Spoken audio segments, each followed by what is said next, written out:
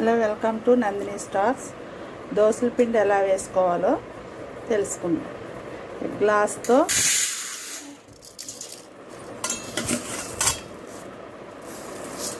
గ్లాసున్నర మినపగుళ్ళు తీసుకున్నాం. ఇదే గ్లాస్తో 3 గ్లాసులు రేషన్ బియ్యం,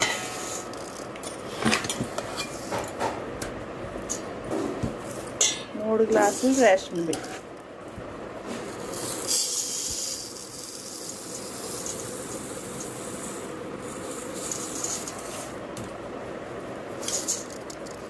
తీసుకుని కొన్ని మెంతులు వేసి ఇవి బాగా కడిగి ఒక 3 అవర్స్ అంటే 3 గంటలు నానబెట్టాలి. నానబెట్టిన తర్వాత గ్రైండ్ చేసేటప్పుడు మళ్ళీ అందులో అటుకులు వేయాలి. ఎలా వేయాలో అప్పుడు చూపిస్తాను. ఇదైతే బాగా కడిగేసి నానబెట్టాలి. గుళ్ళు కాబట్టి మనం 3 గ్లాసులు వేసుకున్నాం. పప్పు అనుకోండి 2 గ్లాసులు వేసుకుంటే సరిపోతుంది.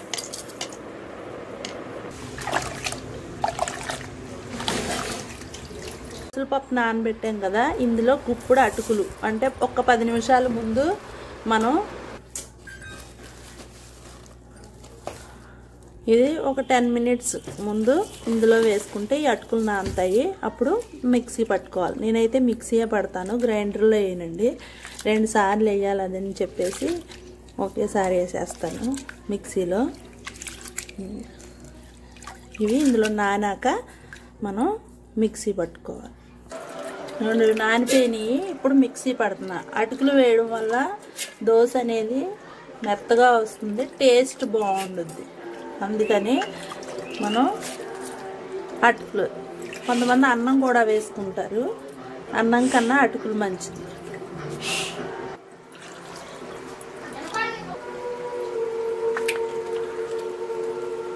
పిండి రెడీ అయిపోయింది. దీన్ని నైట్ అంతా ఇలా బయట పెట్టుకోవాలి. పెట్టుకుంటే పిండి అనేది పొంగుద్ది అన్నమాట. పిండిది రాత్రంతా బయట ఉంచాము. ఇందులో కొంచెం ఉప్పు కలిపి దోశ వేసుకోవాలి.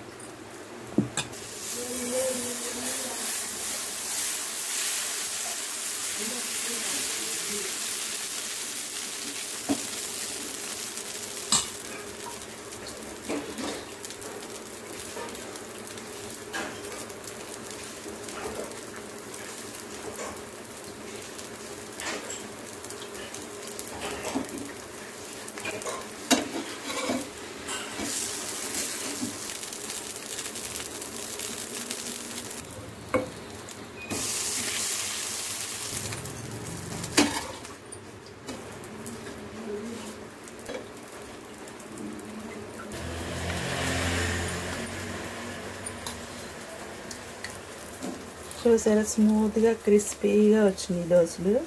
ఈ క్వాంటిటీలో కనుక పిండిని రుబ్బుకుంటే దోశలు చాలా బాగుంటాయి. నచ్చినట్లయితే మీరు ట్రై చేయండి. Thank you. By by.